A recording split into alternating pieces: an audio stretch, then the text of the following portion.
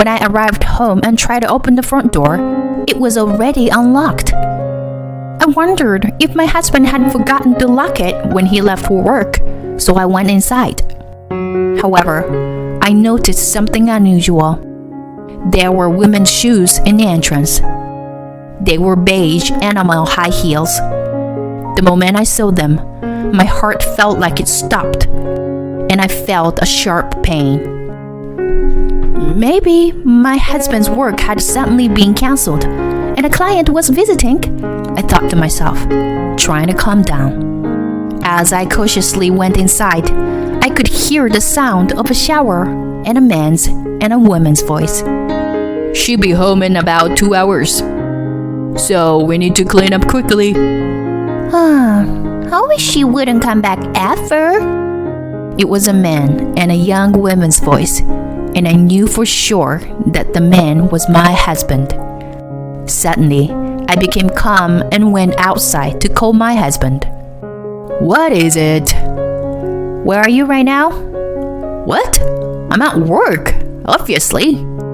If that's the case, the men and women inside my house are strangers to me and would be considered burglars. I immediately reported to the police that there were burglars in my house. My name is Susie, a 36-year-old company employee. I live with my husband Tyson and our 5-year-old son. I met my husband when I was already past my 20s, and until then, I was a self-proclaimed workaholic. I was fortunate to find a job that suited me after graduation from college, and I enjoyed working with good people. Even when my friends started getting married, one after another in their 20s, I didn't feel any particular urgency because I was enjoying my work. When I was in my 30s, a friend told me that she had met a boyfriend on a dating app, so out of curiosity, I decided to give it a try. That's how I met my current husband. We both loved movies and could talk about them for hours. After a few dates, I started thinking about marriage, and it seemed that my husband had the same feelings, so we started dating with the assumption that we would get married soon. We got married a year and a half after we started dating, and our son was born the following year. When I was in my 20s, I thought it was okay not to get married, but now I'm grateful that I met my husband and was able to have a son. I never imagined how precious to give birth to a child and become a mother. We are a dual-income couple, and we share housework and childcare. I'm responsible for taking our son to nursery school in the morning, and my husband picks him up in the evening. Since my work often ends later than my husband's, he often cooks dinner, picks up our son from the nursery. Although my husband bears slightly more of the burden of housework, I think the balance is maintained because I have a higher income. We had been doing it that way until our son turned 5, but recently, my husband's work has become busier. He said that his employer was opening new stores one after another, and he was helping with their progress. Although my husband used to leave work at 5 p.m., he sometimes comes home around 10 p.m. now because of the lack of manpower. "Hey, honey, you were late again today, huh? You must be tired. Do you want something light for dinner?" "I'm going to take a shower first." "Okay. Will you be coming home at this time for a while?" "How would I know? If waiting for me is such a hassle, then just go to bed first." That's not what I meant. Sorry." Due to his busy schedule, my husband's behavior has changed, and he has become arrogant. It's not just me. He sometimes treats our son harshly, and I can't stand it. I have asked with him several times to be kind to our son, as he used to be, but my husband refuses to listen. I used to believe that his change in behavior was due to his busy schedule, and I waited for his work to calm down. Since my husband's return home was delayed, I started leaving work early to pick up our son. It was more challenging to finish work earlier than before, but it made me happy to be able to pick up our son.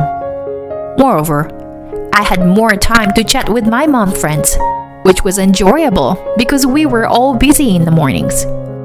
We even started going out for lunch together on days off.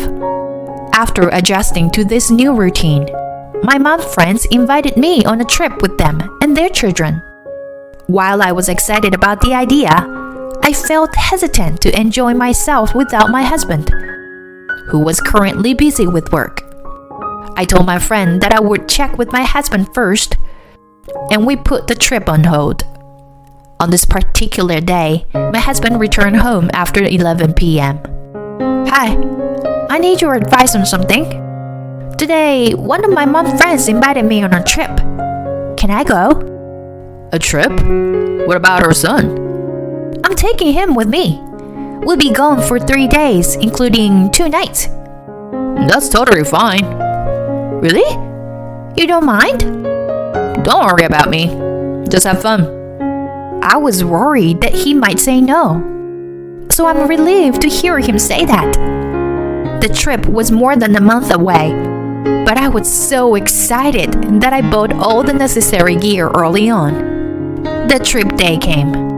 We stayed at a hotel that specialized in activities for kids, such as fishing and crafting. On the first 2 days, we ate our way through nearby shops and restaurants. We had planned to go to an amusement park on the last day, but it rained and the plans got cancelled. After lunch with the other moms, my son and I left to go home. Instead of going straight home, I stopped by my parents' house. It's only about a 20-minute drive from our place. When I got there, I gave my mom some souvenirs from the trip. That's when I remembered something. I had received a lot of fruits from our neighbors and wanted to share it with my parents. I left my son with them and went back home to get the fruits. As I tried to unlock the front door, I realized it was already unlocked. Did my husband forget to lock it when he left for work? I walked in and saw a pair of shoes I didn't recognize. They were beige animal high heels. The moment I saw them, my heart felt like it stopped and I felt a sharp pain. Maybe my husband's work had suddenly been cancelled and a client was visiting. I thought to myself, trying to calm down. That's when I heard the sound of a shower and a man's and a woman's voices. She'll be home in about 2 hours, so we need to clean up quickly. I wish she wouldn't come back ever. It was a man and a young woman's voice, and I knew for sure that the man was my husband. I felt like my head was about to boil. The way the woman spoke, with a stupidly elongated tone, only made me angrier. I considered barging into the bathroom to make sure she couldn't deny anything, but I didn't want to see anyone naked. Instead, I went outside and called my husband, hoping to catch him and the woman as they left the house. After a long ringing, he finally answered with an annoyed voice. What?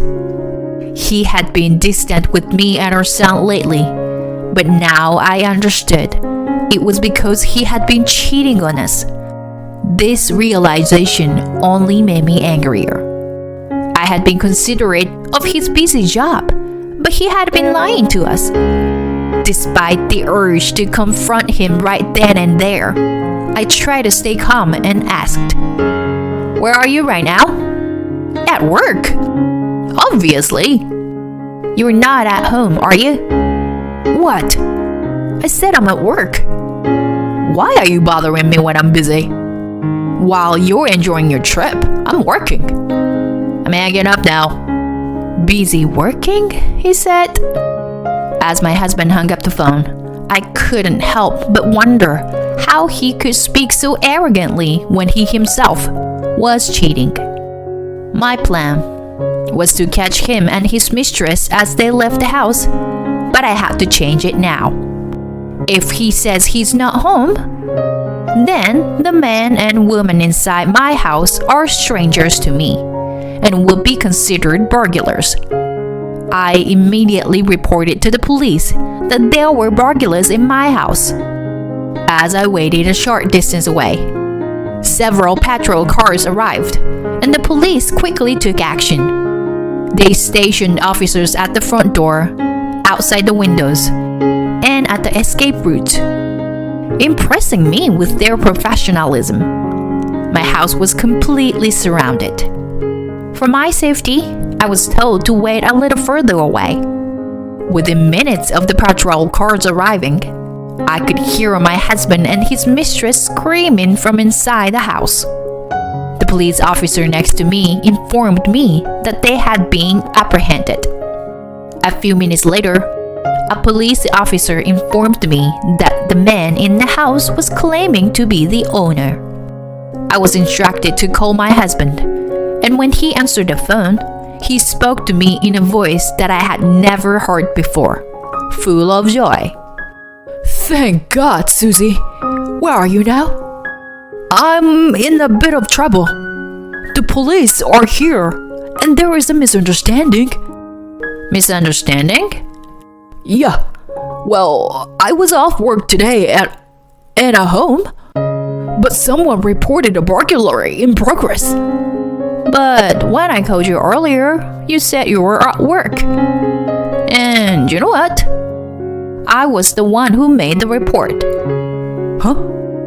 Ignoring my confused husband, I hung up the phone. Sorry, it seems my husband was the one who was home, I told the police, and they exchanged glances as if they understood the situation. Well, we'll handle it as a misunderstanding of the report. If anything else happens, please contact us immediately. With that, the police left. Later, I made my husband and his mistress kneel on the living room floor. The mistress didn't even look up. I asked her to raise her head because I couldn't talk to her with her face down, but she refused, so I peeked at her. That's when I realized it for the first time.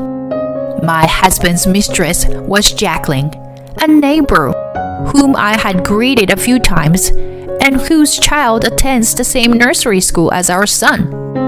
I had thought she was either a co-worker or a friend, but I never expected it to be Jacqueline.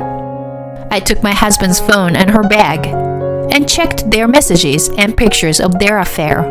Then I questioned them both. How did you two meet? On a dating app. So you were looking for someone on a dating app and that's how you found Jacqueline? No, I wasn't specifically looking for anyone. I was just browsing the app. You don't need to make excuses. Didn't you meet her when you picked up your son from the nursery? Yeah. Did you know it was Jacqueline when you contacted her on the dating app? Well, no. I didn't know it was her at first. I only realized this after we started talking and met in person. I wasn't trying to target her from the beginning or anything. Well, that doesn't really matter now anyway. When I hurriedly checked my husband's smartphone, I found a matching app in the app list. Looking at their exchanges in the matching app, it seemed that they were meeting twice a week. My husband had also contacted her during my trip, saying that they could stay at home during that time. After taking photos of all the exchange screens, I decided to call Jacqueline's husband. I unlocked Jacqueline's smartphone and called her husband, saying, I'm sorry to disturb you, but my husband is having an affair with your wife, and he's here at our house now. Jacqueline's husband was at work, but he agreed to come immediately. While we were waiting for him, my husband was sweating and looking down. Jacqueline had already resigned herself to the situation and was pouting with her cheeks puffed out. Jacqueline had a bad reputation, with many rumors of being late for nursery school pickup or having neighborhood disputes. So I had avoided getting involved with her as much as possible. I never thought I would be involved in something like this. And I realized that choosing a husband who cheats with such a woman means that I don't have a knack for choosing men. About 30 minutes after the phone call, Jacqueline's husband arrived at the house. He was kind and tried to listen to what had happened without blaming Jacqueline or my husband. But Jacqueline was still sulking and my husband was just kneeling down. So I explained everything to Jacqueline's husband since there was no other way. After I finished explaining, Jacqueline's husband let out a big sigh. He said that Jacqueline had often gone to her parents' house because he was too busy with work to help her with housework, so he had allowed it. However, the truth was that she left the child with her parents and enjoyed her affair. I gave Jacqueline's husband the evidence of the affair that I had just obtained, and we exchanged the contact information. When the discussion was over and Jacqueline and her husband left, it was already late at night. I didn't want to stay in the house where my husband spent time with his mistress, so I quickly packed my bags and decided to go to my parents' house. I'm sorry. I wasn't serious with her. Forgive me. Please. While I was packing, my husband said that to me, but I ignored everything he said and left the house, leaving behind my husband who continued to kneel down. When I got to my parents' house, I told them everything. I stayed with my parents for a while and helped them take care of my son while we proceeded with the divorce proceedings. I hired a lawyer and filed for compensation from my husband and Jacqueline. Despite the lawyer explaining the compensation multiple times, Jacqueline insisted that she had done nothing wrong, and the negotiations went nowhere.